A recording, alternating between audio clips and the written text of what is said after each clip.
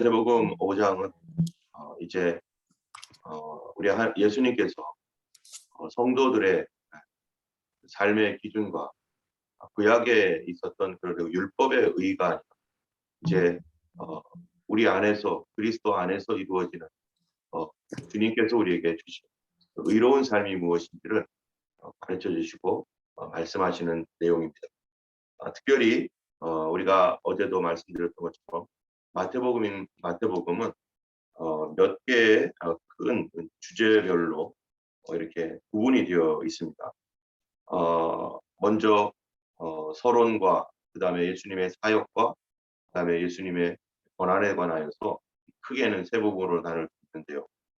그 중에 오늘 본문이 되는 5장은 이 하나님 나라의 선포에 관한 예수님의 하나님 나라의 선포에 관한 내용이고, 또 이제 8장부터 10장까지는 예수님의 왕적인 권능이 어떤 것인지, 또 11장에서 15장까지는 그러한 예수님에 대하여 사람들이 배척했던 내용들, 또 17장부터 21장까지는 이 배척 중에 예수님이 제자들을 훈련했던 내용들, 이렇게 보면은 이 내용들이 어떤 주제별로 이렇게 모여져 있다는 것을 우리가 알게 됩니다. 때문에 마태복음은 시간별로 이렇게 흘러가는 것이 아니라 주제별로 이렇게 모여 있는데요.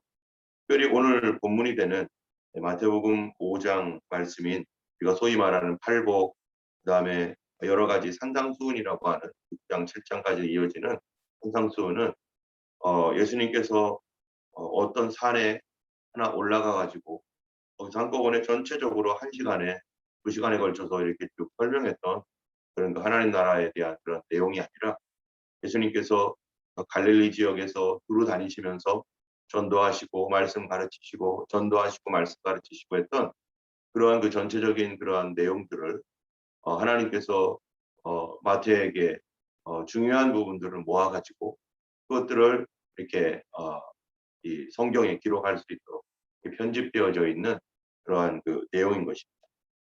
그렇기 때문에 이 본문 마태복음 5장 오늘 읽었던 이 본문들은 이 예수님의 그 사역 기간 내내 증거되었던 내용인데요. 특별히 그런 내용들이 누구를 중심으로 이것이 설교되었는가 우리가 봐야 되는 것이죠. 5장 1절에 보면은 이렇게 말합니다. 예수께서 무리를 보시고 산에 올라가 앉으시니 제자들이 나온지라.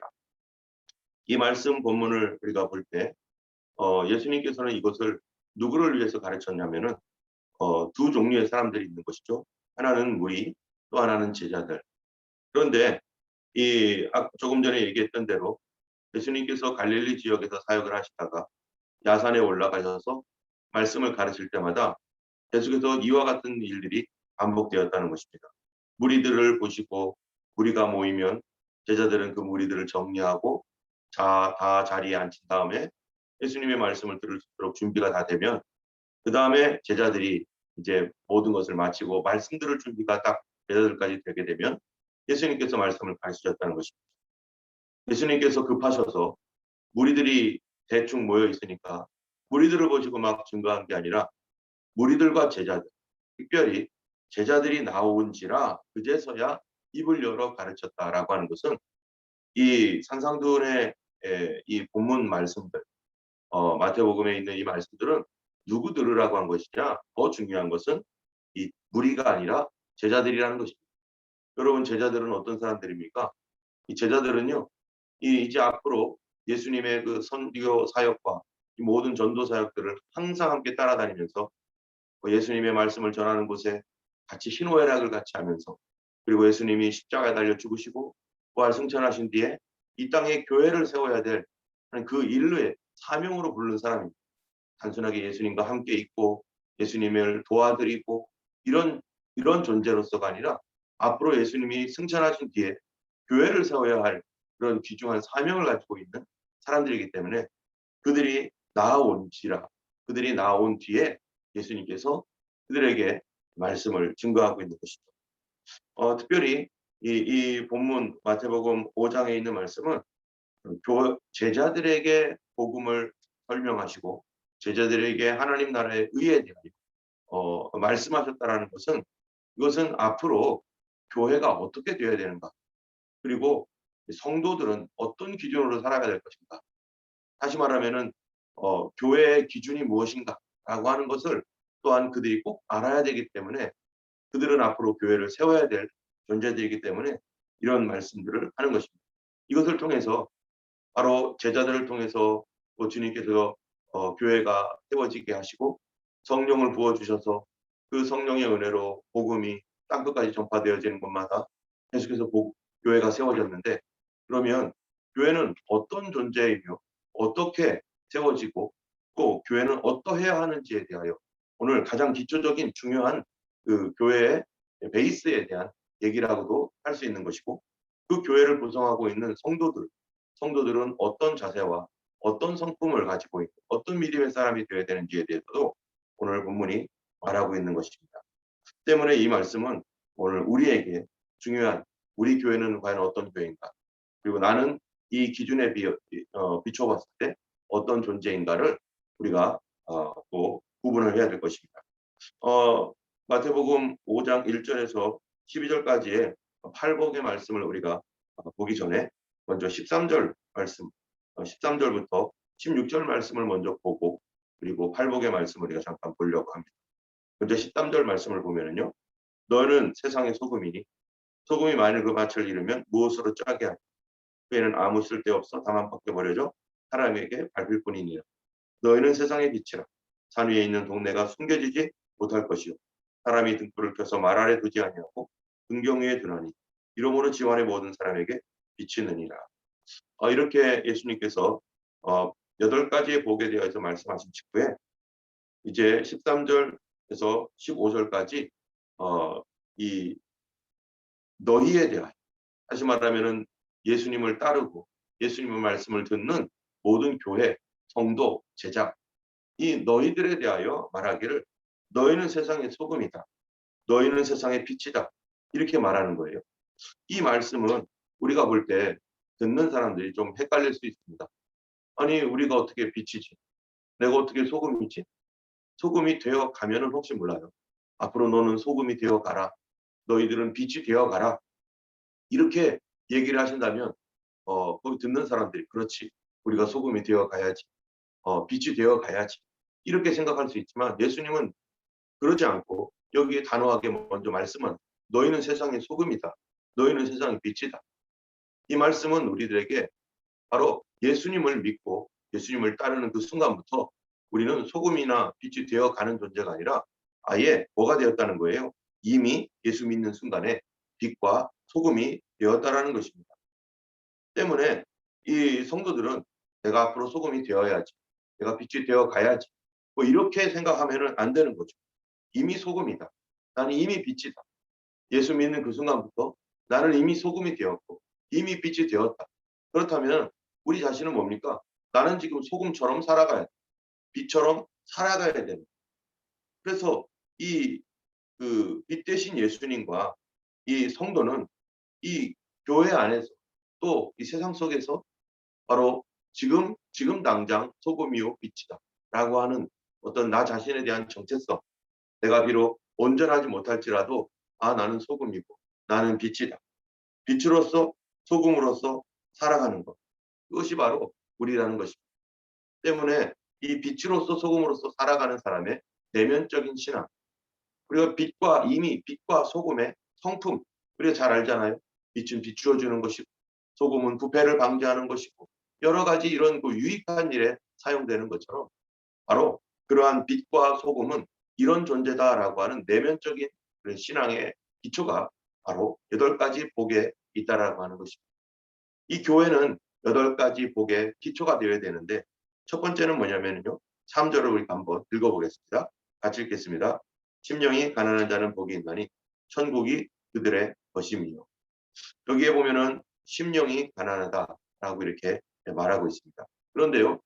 이 마태복음에서는 심령이 가난하다고 말하지만 누가복음에서는 심령이란 말이 없습니다. 그냥 가난한 자는 복이 있나니 천국이 그들의 것입니다.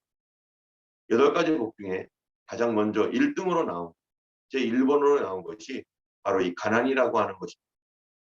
이 가난이라고 하는 것, 이 가난은 이 2가지 차원에서 말할 수가 있어요. 지금. 이 복음서 전체를 보면은 마태복음에서는 심령의 가난, 심령의 가난. 그런데 이 누가복음에서는 실제적 가난이, 돈이 없고 지금 집 마땅히 살 집이 없고 지금 여러 가지 어려운 가운데 학비 문제, 생활의 문제, 또 빚의 문제, 뭐 이런 문제로 인해서 지금 가난한 상태를 말하는 것입니다. 그렇게 가난할 때 우리 마음도 가난해질 수밖에 없죠.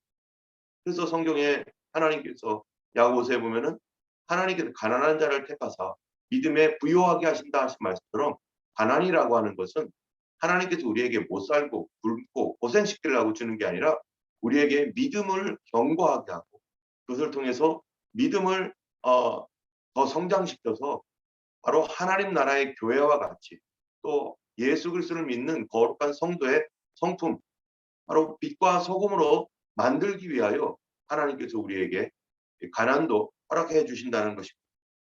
이 가난을 통해서 우리가 보면은 이스라엘 백성들이 가장 가난할 때가 언제였습니까?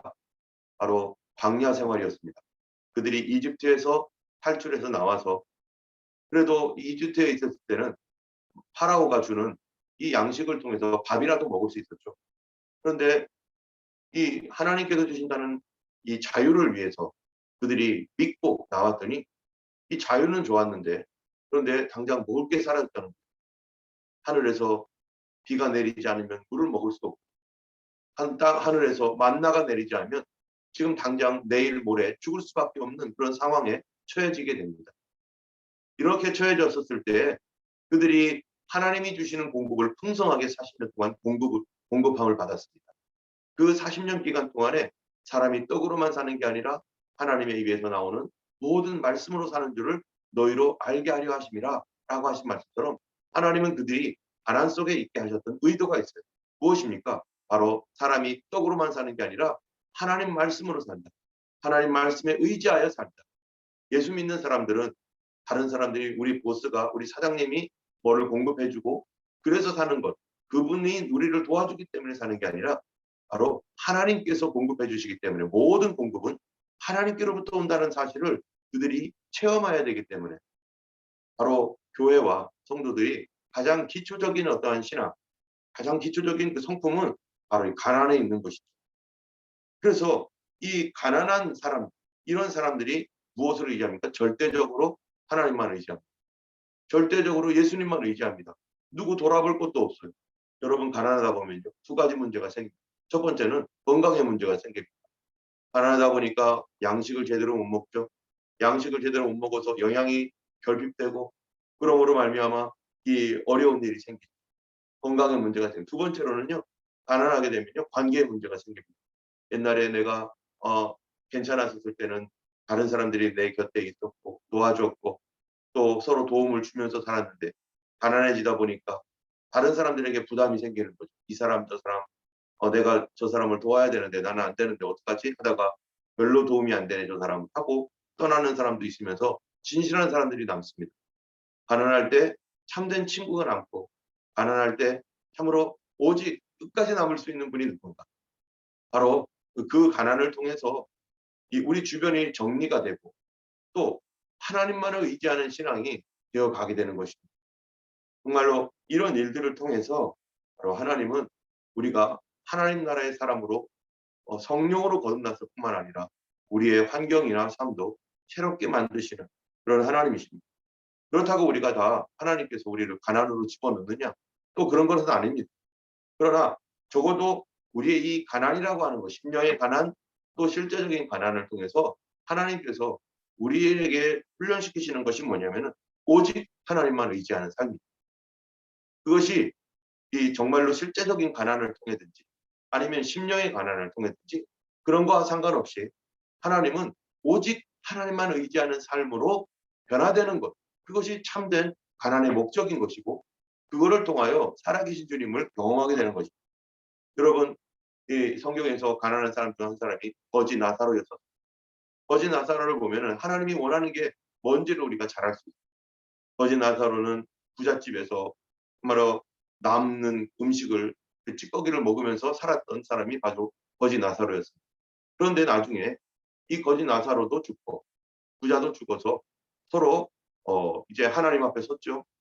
거지 나사로는 아브라함 품이라고 하는 천국에 들어갔고 부자인 이 사람은 이름도 없어요. 이 사람은 지옥으로 떨어졌습니다. 그런데 이 부자인 이 사람이 거지 나사로가 하나님 나라에서 너무나 편안하게 있는 걸 보면서 그가 뭐라고 말합니까? 이 나에게 물 한 방울만 찍어서 좀 보내달라.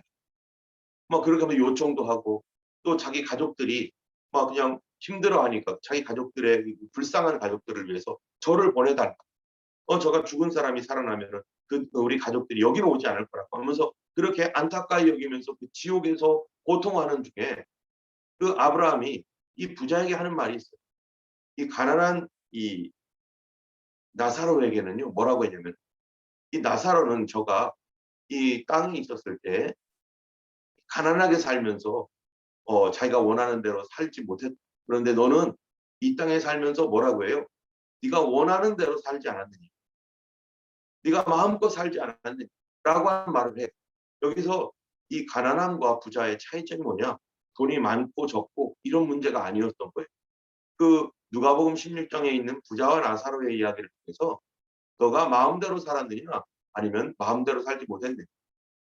나사로는 가난해서 자기 마음대로 살지 못했다는 거예요. 근데 부자 너는 네가 원하는 대로 살지 않았느냐. 네가 먹고 싶을 때 먹고 살고 싶을 때 살고 가고 싶을 때 가고 네가 마음껏 살지 않았느냐. 너는 땅에서 좋은 것을 받았으니까 이 나사로는 하나님 나라에서 좋은 것을 받는다. 우리가 성도의 자세라는 게 뭡니까? 가난이라고 하는 것은요. 바로 내 마음대로 살고자 하는 마음대로 살고는 것. 내가 원하는 대로 막 살아가는 것. 아니면 내가 원하는 대로가 아니라 하나님 원하는 대로 사는 것. 지금도 우리가 살면서 그 사람이 아무리 부자이건 아무리 돈이 없건 그 상관하지 않습니다. 더 중요한 것은 어떤 자세로 살아갈 것인가. 오늘 하루 살아갈 때 나는 예수님 말씀대로 살고 싶어요. 주님이 원하는 대로 살겠습니다. 주님 나를 도와주시옵소서 하면서 예수님이 원하는 그 방향에서 살아간다면 그는 바로 나사로입니다. 그는 가난한 사람입니다. 제가 알고 있는 어떤 사람 중에 정말 부자가 있습니다. 근데 그는 애를 쓰고 있어요. 어떻게 하면은 나의 이 삶을 하나님의 영광을 위해서, 복음을 위해서 살아갈 수 있을까? 한국에서도 그런 분들이 있었습니다. 정말로 하나님 뜻대로 살고자 자기의 이 재산과 이런 것들에 대하여 참으로 주님을 위해서 살아가는 것이 무엇일까? 내가 하는 이유가, 내가 이러한 사업을 하고 이런 것들을 하는 이유가 참으로 자기의 어떠한 이 사업을 확장시키고 그런 것이 아니라 주님 뜻대로. 그러한 훌륭한 사람들이 우리 간증에서도 많이 듣기도 하고요.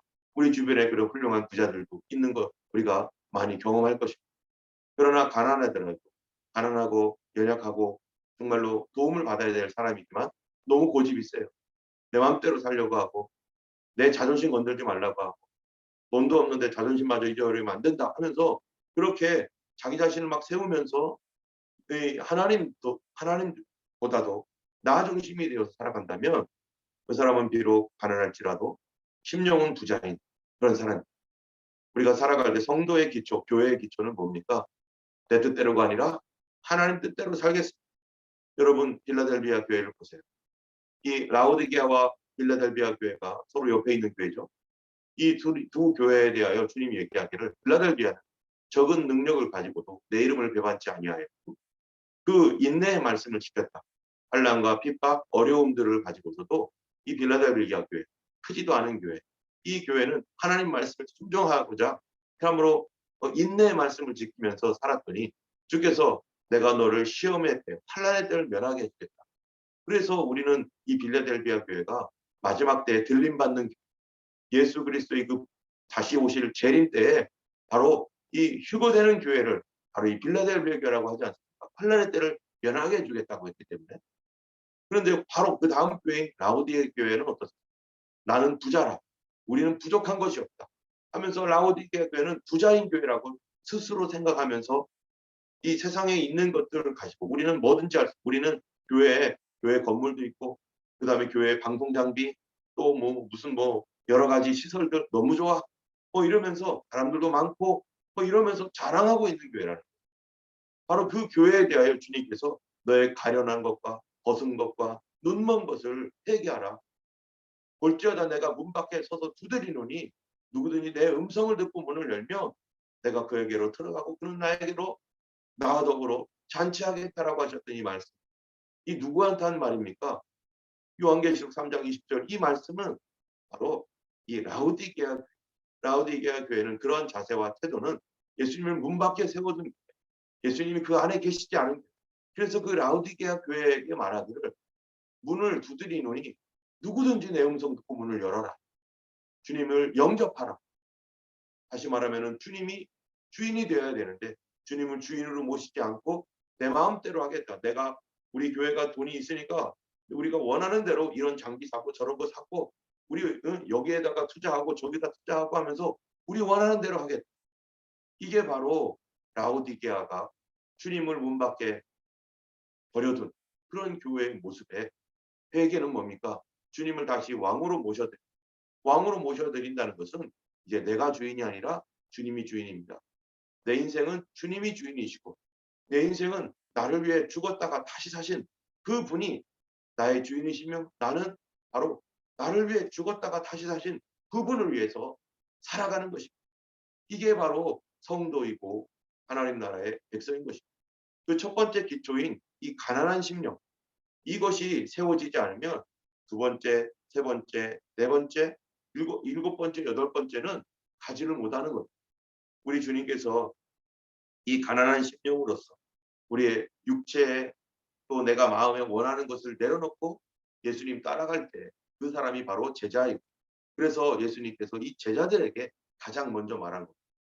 제자들은 지금 가난한 사람들 자기의 직장을 내려놓고 예수님 따라가고 있습니다. 자기의 가족들은 하나님께 맡기고 예수님 따라가고 있습니다. 그러나 그들에게 주님께서 주시는 마태복음 6장에 가면 뭐라고 말씀합니까? 먼저 그의 나라와 그의 의를 구하라. 그리하면 이 모든 것을 너희에게 주시리라. 너희에게 더하시리라. 내일 일을 염려하지 말라. 하면서 주님께서 내가 채워주겠다. 우리가 그렇게 살아갈 때 내가 그렇게 바라고 내가 추구했던 그 모든 것 주님 손 안에 있는 것입니다. 그래서 그 주님이 공급해 주신다는 그런데 주님이 공급해 주신 것을 믿지 못하고 그거를 내가 잡겠다고 그거를 따라가다가는 주님도 놓치고 그것도 놓치고 그러나 주님 따라가겠다고 예수님 붙잡으면은 주님께서 이 모든 것을 너에게 더하시리라 말씀하신 것 같이 우리 주님께서 그것조차도 주신다는 것입니다. 할렐루야. 때문에 예수님께서 첫 번째 이 마태복음 4장에서 시험 받았던 거 생각해 보세요. 마귀가 배고픈 예수님께 찾아와 가지고 맨 처음 시험했던 거 돌이 떡이 되게 하라. 그러면 내가 너를 하나님의 아들이라고 인정하겠다. 여기서도 보면은 예수님의 첫 번째 시험, 경제적 시험, 먹는 것 시험, 가난에 대한 시험. 정말로 극심한 가난 가운데, 극심한 배고픈 가운데 사단이 바로 시험을 하는 첫 번째 것은 바로 내가 마음대로 살 것. 예수님이 돌을 떡으로 만들 능력이 없겠습니까? 예수님이 돌을 떡으로 만들 능력이 얼마든지 있습니다. 그거를 우리가 잘 알 수 있죠. 어디서요? 오병이어의 기적에서 없는 것에서 있게 하시는 예수. 그런데 참으로 하나님께서 그러한 이 가난 가운데 누구를 위하여 예수님 자신을 위하여 그거를 막 사용하지 않았습니다. 내가 능력이 있다고 해서 그를 내 마음대로 사용하지 않습니다. 우리가 성령의 은사를 받은 성도들이나 성령의 능력이 있고 또 여러 가지 할 수 있는 재정적인 것 또는 뭐 관계적인 것 이런 거 있다 할지라도 우리가 하나님 앞에 주님 나 오늘 가난하게 되겠습니다. 내가 가지고 있는 것 이거지만 주님 나 내려놓고 주님이 원하는 대로 주님 원하는 방향에서 내가 살겠습니다. 주님 말씀하옵소서. 내가 이 관계를 가지고 어떻게 주님 앞에 사용해야 되겠습니다. 주님 내가 이 재정을 가지고 어떻게 하는 것이 옳겠습니까? 주님 나에게 주신 이 시간을 가지고 내가 어떻게 하는 것이 옳겠습니까? 이것이 바로 하나님 나라가 있을 때 나사로와 또 부자의 갈림길이 되는 것입니다. 너는 이 땅에 있었을 때 네가 원하는 대로 하면 다니지 않았다. 너는 그곳에 있었을 때 너는 좋은 것을 이미 받았지만 나사로는 좋은 것 받지 못했다. 나사로는 자기 마음대로 살지 못했다. 바로 예수 믿는 제자들. 제자라는 것이 뭡니까? 예수님 따라가기 위해서 내 것 내려놓고 내 시간 내려놓고 내 삶 내려놓고 예수님 따라가는 것입니다. 우리가 그 당시 예수님 제자처럼 전적으로 예수님을 따라가는 그런 삶이 되어야 될 것입니다. 그것이 뭡니까? 우리의 사명대로 살아가는 것. 내가 이런 일 저런 일 하면서 오늘 여러 가지 일들을 합니다. 그런데 무엇을 위해 할 것인가? 주함이 복음을 위하여 내가 이 일을 하며 주님 앞에 늘 묻고 주님의 사업이 되도록 우리가 그렇게 살아가야 될 것입니다. 두 번째부터 여덟 번째 것까지 보면요. 여기에 여러 가지 내용들이 있습니다. 심령이 가난할 뿐만 아니라 애통하는 자, 또 온유한 자, 또 의에 줄인 자, 긍휼히 여기는 자, 화평케 하는 자, 마음이 청결한 자, 의를 위하여 핍박을 받는 자. 이런 모든 사람, 이런 모든 것들이 바로 교회의 기초이고, 우리 교회는 과연 어떤 교회인가? 우리 교회는 정말 심령의 가난함, 또한 실제적인 가난함, 그런 이 내 마음대로 우리 교회도 교회 뜻대로 가는 것이 아니라 주님 뜻대로 살고자 하는 그 교회인. 또 우리 교회는 정말로 애통하는 교회인. 교회가 눈물이 있어야 됩니다. 옛날에는 우리가 70년, 50년대, 60년대, 70년대, 80년대까지 교회에는 눈물이 많았고 늘 울었고 새벽기도 나오면 우는 성도들이 많았고, 그래서 주변에 사는 사람들이 교회에 우는 것 때문에 싫다할 정도로 교회는 늘 울었어요. 죄 때문에 울고 우리의 형편 때문에 울고 하나님 은혜 감사하여서 울고. 그런데 이 교회의 성도들은 우는 성도, 우리 성도들은 애통할 줄 아는 사람. 무엇 때문에 애통해야 됩니까? 마음이 상한 것 때문에, 심령이 상한 심령 때문에 중심이 통회하는 자를 주께서 구원하시는도다 하신 말씀처럼 우리가 이 땅을 보며 마음이 상해야 돼요. 죄를 보면서 마음이 상해야 돼요. 우리들의 자녀들이 온전하지 못한 것 때문에 마음이 상해야 돼요. 이 세대를 보며 마음이 상해요.